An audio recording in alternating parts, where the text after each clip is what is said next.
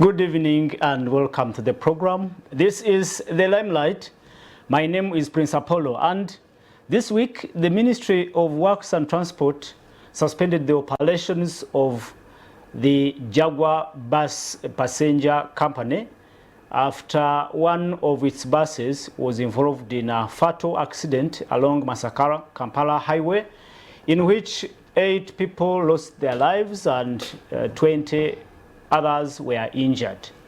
Now, during this 10-day suspension, the fleet belonging to the Jaguar Bus Company will be scrutinized to ascertain the roadworthiness of the buses, and of course to look at whether the bus drivers have the required documentation and certification to drive passenger buses. Well, it's not the first time this is happening. In 2022, the Link Bus Company was also suspended. Its operations were suspended after their bus was involved in a fatal accident along Fort Portal Chegwega Road, in which 20 passengers died and many others were also injured. Now, we go down to look at the justice of the victims of traffic accidents and ask questions. Do the victims really get justice? And to do that, I've been joined on the show by Mr. Sam Bambanza. And Sam Bambanza is the executive director for an organization called Hope for Victims of Traffic Accidents. Welcome to the program, and let's go straight to the issue at hand. Now that it has become more of a norm to have operations of bus companies suspended once there is an incident like what happened this week, do you find these measures really effective in any way? Good evening, viewers of Salt TV. I'm happy to be in the studios this evening. And thank you for hosting me, Prince Apollo. And I would like to share my expertise in supporting road crash victims to access insurance and justice. I'm Sam Bambanza, Executive Director of Hope for Victims of Traffic Accidents, HOVITA, and the Secretary General, Road Safety Coalition Uganda. Good. HOVITA is an NGO that advocates for the rights of road crash victims in the Uganda. And it is very unfortunate that we continue to lose innocent lives because those who have died been innocent victims, passengers, and it is this year, according to the traffic police report of the last year, we lost more than 4,800 people. Those were fatalities who died in crashes, and we continue to register more number of lives. On average, we lose 13 number of people in road crashes in Uganda. Thank you.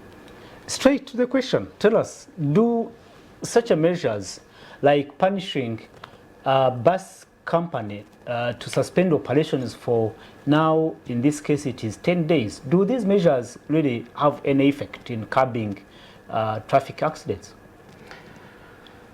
The Ministry of Works, which is the regulator, has to do their law in case we violate the traffic laws. So the ministry is doing their work to ensure that they punish bus companies that violate the traffic laws. And these measures are short term, and I doubt whether it would make even the 10 days, because 99.9% of the transport we rely on roads. And these Jaguar buses play a crucial role in transporting people and connecting people from Rwanda, Congo to Uganda. So it means for those 10 days, the road is going to, that route is going to be paralyzed. So it means we will not be doing business. And remember, these buses are employing a number of families. So I think it's one of the measures that the government is trying to see how can they punish these bus companies that don't comply with regulations. Two, within that period, the bus company is going to review internally. How do we improve on retraining these bus drivers? How do we ensure that these bus drivers that are in poor mechanical conditions are repaired? However, we need to get the thorough police report, whether the person who was driving was the real driver, or sometimes during at night, these buses change drivers. You find the conductor was the one driving. So at night, we need thorough investigation. Then also we have some checkpoints. Like for example, the crash happened around Masaka. So the checkpoint now would know how long had he at what speed, because by the time he registered from Bowama, it means then we can be able to calculate the speed at which that bus was running. So they can review all those causes and then rectify. However, the bus company themselves internally, they can retrain the drivers. They can ensure that the drivers get enough time to rest. They can also install cameras, dash cams to control the speed and monitor the drivers. Because a driver, once he's on the road, is the manager. He makes a decision. He knows which vehicle he should overtake. He knows which speed. However, he needs to be supervised. So they can be supervised through installing speed cameras internally as a company. Yes. Like I said in my introduction, this is not the first time. And multiple times, passenger buses have been involved in road crashes in which many people have lost lives. And from your experience, do you think these measures, including many others taken by the Ministry of Works, do they really create an impact in reducing on fatalities on the roads? Road safety is a shared responsibility. Internally, the companies have to have a road safety inbuilt within doing the business. And in transport, what they are saying is what they call safe arrival. It's not about the seat, it is how someone has arrived to the last destination so that he can be able to transact the business. Some are going to their home places, some are workers, some are on business. So the safe arrival have. If you continue crashing, killing people, it will have a big impact on your business. We have seen companies closing. They start within 1 week, you crash, people will start. They lose trust. They lose trust in companies, and people will not start giving you business. It has also legal implications. Let me share with you that as victims of these buses, they have 3 basic rights. Right number 1, to know whether the bus or the vehicle was insured under Motor Third Party Risks Act of 1989. 2, they have a right to be compensated under Motor Third Party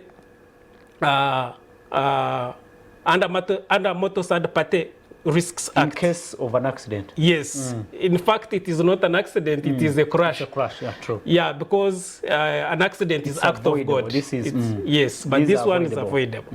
So now it means that these victims, both those who are injured and those who lost their beloved ones, they have a right to be compensated under Motor Third Party. Remember, this is a bus that is, these are interstate. They move from Kampala to Kigali, Kigali to Kampala or Goma. So it means they can be compensated under the Euro card insurance or the COMESA. It's a regional kind of Motor Third Party. So they have to be compensated.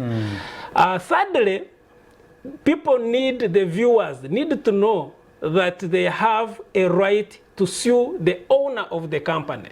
In case a road crash happens. Yes, like under civil compensation. Police will take the legal, I mean the criminal side. Yeah, to investigate, criminal and prosecute.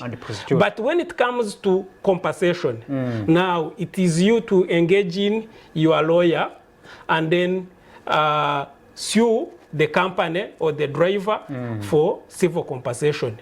So in other developed countries have a standard, like if you have lost someone, either 10 million, 100 million, maybe he was a professor, maybe this was a child. So they have a standard at which these people are supposed to be compensated. So these kind of legal suits normally have a bigger impact on the company because most of these buses are loan-owned. If I may ask, do Ugandans, leave alone these either Rwandese or Congolese who are on this bus, do Ugandans know these rights, and do they actually institute suits against the bus companies that are involved, whose buses are involved in such a fatal road crashes, from your experience? Yeah, there are very few people who knows their rights, and but those who know their rights will engage in their lawyers, and then they will sue the company for civil compensation. And so now this kind of engagement is to inform the viewers that you have those three basic rights. So even when insured has paid you, you have a right to sue them, because you may find you have got permanent disability that you'll never be able to be productive again in a society. So the court can determine how much this should be compensated. So the challenge also is on the process. Most victims, from the experience, is that they normally start the compensation policy when they have healed, especially those who are injured. Then also the accessing the traffic accident report, which is the basic document, is also not cheap, not free. It is about 80,000, but that money goes to URA. And then the processes involved, like for example, insurance, they settle claims at the center. So it means someone who was from Congo is supposed to come back to Kampala. That is a tedious process. So that's why most of people don't follow up the compensation policy. And then also it is mixed up. The compensation, we don't have a compensation policy for bus passengers or passengers in the country. The motor third party is mixed up with the criminal law. That where the incident happened is where you start the process. Unlike in the airlines, where they will follow the passenger manifest and then get details, then they know how much each passenger that was affected should be paid. So in simple terms, the process to pursue compensation after such a road crash, it's quite complicated. It is very complicated. Remember now, there are people who are from Rwanda. So if they are to start the process now, it means they are supposed to come back to where incident happened. They get the accident report. After getting accident report, they engage in a lawyer. But remember that process starts when they have healed. So the others who will take a year, others who will take 8 months, depending on the healing process. That's when someone is under the treatment. Is it in the law that you must start that process after you have healed, or it's a choice? When someone is still under treatment, he has pain, so he cannot think of compensation. So he's thinking of amputation, he's thinking of medical bills, he has sold what, death. Yes, so there is a lot of process. That's when they can start those processes. So it's a long, tedious process. However, we are, as advocates, we are advocating to that we should have what we call road accident fund. This is the road accident fund, like in other countries like Botswana and South Africa. It looks the process, the government gets money from the fuel levy, and in the case of this incident, it caters for permanent disability, it caters funeral costs. Like third party does not cater for those costs. If you have lost the job, it caters for that. Even the medical bills, even in future income you should have earned.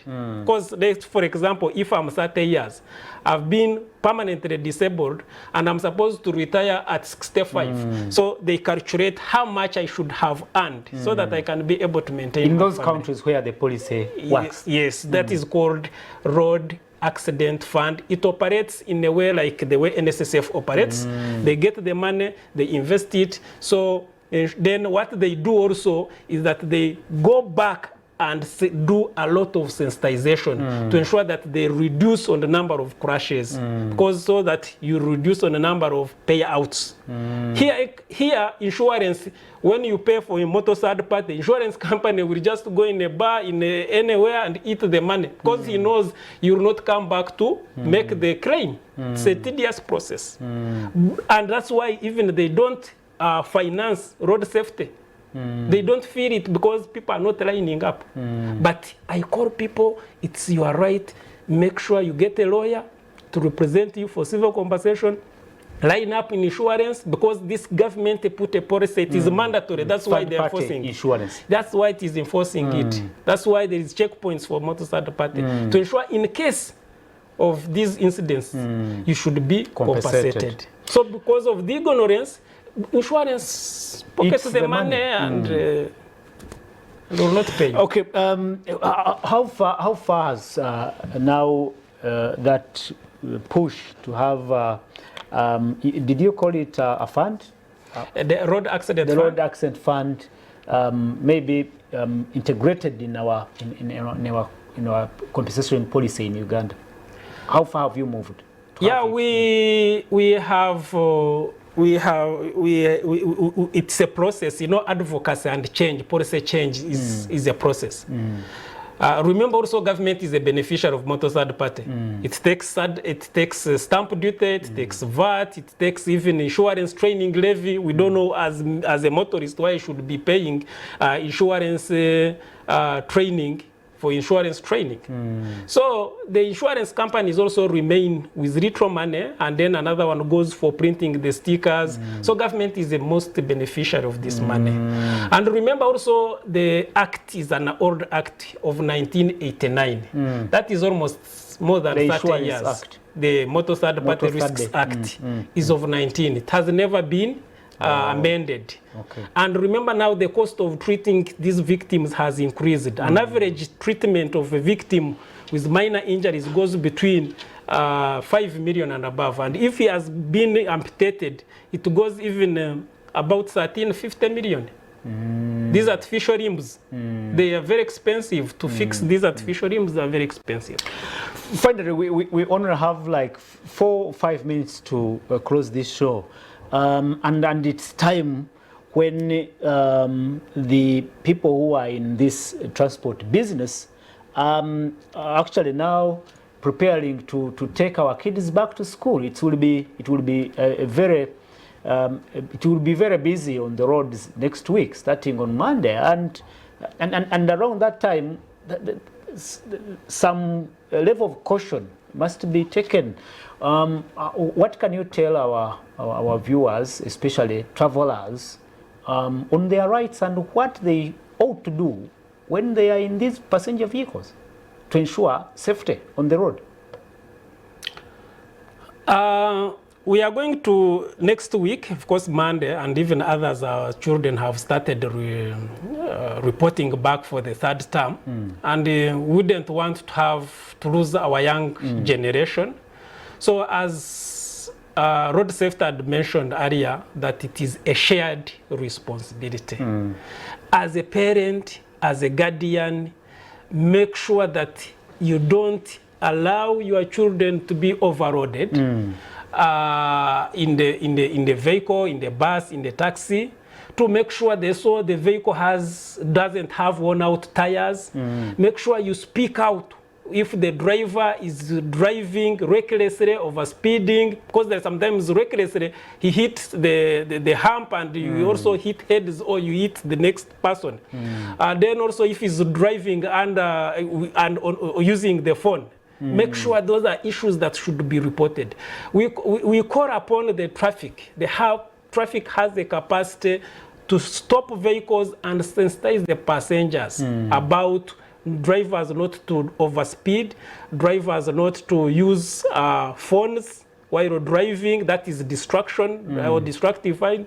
Then also, remember now, these companies, it is a business. It is a peak business for them. They are going to be using drivers to do return journeys and fatigue. These drivers will be stressed, fatigued, and that's why you'll find buses crashing. So now it's a responsibility to ensure that the enforcement make sure that there is no drunk driving, use phone, empower passengers. The police has the capacity to empower passengers, sharing the toll-free line countrywide. They have a right to stop the bus and talk to the passengers. How is he driving? Are you proposing that possibly we should be now seeing traffic operations along major roads and highways? Yes, the operations must start immediately and ensure that there is no overloading. The vehicle is licensed to carry 65. 65, there are 150 children. So how many parents will be affected in the case of that? That's why when the regulator is licensing, giving you PSV, he said this is a 14-seater. But you find there are 13, there are 30 people, 20, and they are even passing on a police checkpoint. How? Then this police also should be penalized. Okay. Should you pass on a checkpoint and then the vehicle crash after, then be penalized. Thank you so much. And what we picked is that road safety is a shared responsibility. It's me and you and everyone there to ensure that we are safe on the road. My name is Prince Apollo. Thank you so much. It's been about the justice for traffic and road accident victims. Samu Bambanza has been our guest. Let's catch up again next Friday in another edition of the Limelight. After here, we will have to go to Emisinji exactly at 8, but afterwards we'll have the news at 9, but after the news, we'll be going straight to Canaanland, where there is a powerful overnight. My name is Prince Apollo. Stay on Soul TV. Many and much more is coming. Good evening, good night, and God bless Uganda.